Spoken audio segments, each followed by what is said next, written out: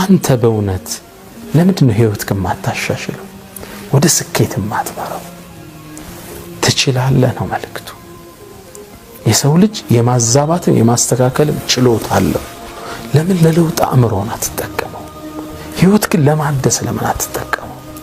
እርግጥ ነው አውቃለሁ አካባቢያችን ያለ ማህበረሰብ በዙሪያ ያለ ባህል ነገሮችን አችልም የሚል ምግብ እንደሚመግብ አውቃለሁ።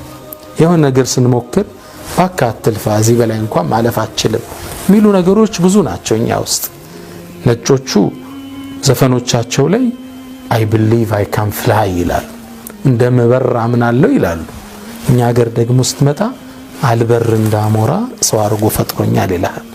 አንዳንድ ያለንበት ከልቸር ባህል እችላለሁ የሚልን ስሜት የሚንድ ሊሆን ይችላል። ይህን ስታልፍ ነው ግን ለስኬት የምትታጨው። የውድድሩ ሻምፒዮን የሚያደርገችው ይሄን ነው። የውድድሩ ሻምፒዮን ማን እንደሆነች አውቃታል? ታሪኩን ልተርክልህ። ምናባዊ ታሪክ ነው። ከአመታት በፊት በጦጣዎች ዓለም አመታዊ የሚተገበር አለታማ ድንጋይን የመውጣት ውድድር አለ። የየአካባቢው ጎሳዎች የሚወክሉና የሚላቸውን ተወዳዳሪ ጦጣዎችን ማሊያቸውን አልብሰው ይዘዋቸው መጡ። ህዝቡ ደምቋል።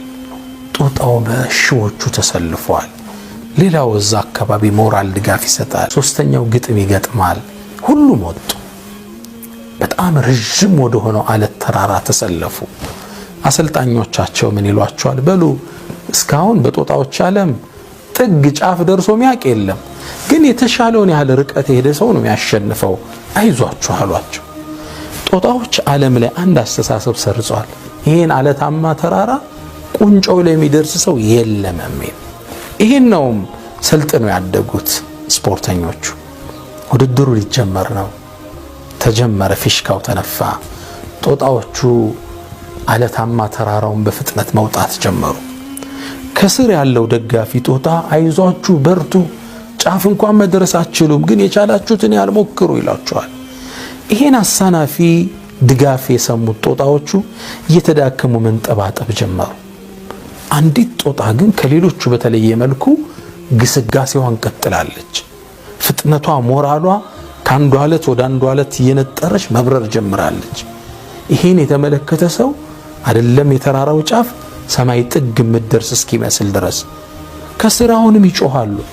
አንቺ ጫፍ እንኳን መድረሳችም የቻልሽውን ያህል ርቀት ሂጂ ይሏታል። እሷ ግን ግስጋሴዋን ቀጠለች። በጦጣዎች ዓለም ትልቁን ታሪክ ሰራች። የአለታማ ተራራው ቁንጮ ላይ ወጣች። ሁሉ አጨበጨበላት፣ ሁሉ ዘመረላት። ሽኮኮ አድርገው በረሃውን አዟሯት። ሁሉም እየመጣ ምስጋናውን አድንቆቱን ሊገልጽ የአበባ ጉንጉን እየመጣ ያስታቅፋት ጀመር። ይሄን ሐሴቷን ከተጋሯት በኋላ አንድ የጦጣ ጋዜጠኛ መጣ ማይኩን ይዞ። ለዚህ ስኬት እንዴት በቃሽ ሊላት ጥያቄ ያቀረበ። እንዴት ስኬታማ ልትሆኝ ይቻልሽ? በታሪክ ተሰርቶ ማይታወቀውን ድል እንዴት ተቆናጠጥሽ? የስኬትሽ ሚስጥር ምንድነው አላት። ማይኩን አስተጋ። መልስ የለም። ጥያቄ ያልገባት ይሆናል ብሎ በሌላ መልኩ አቀረበላት።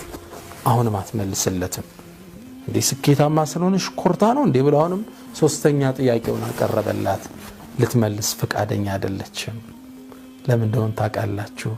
እቺ ጦጣ መስማት ከተሳናቸው ጦጣዎች ውስጥ አንዷ ነበረች። ይህ ያለ መስማት ተፈጥሯዊ ገጽታዋም ነበር፣ ተሰጥኦዋም ነበር፣ ስጦታም ነበር እንድታሸንፍ ያደረጋት። እነዛን አሳናፊ ፉከራዎችን ሰምታ አላደገችም። መውጣት አይቻልም የሚለውን አታውቅም። እሷ እንደሚቻል ነው የምታውቅ። አሳናፊ ምክሮችን ሳትሰማ አደገች፣ ለስኬት በቃች። እኛን አይቻልም የሚለውን ስሜት ከየት ነው የምንወስደው?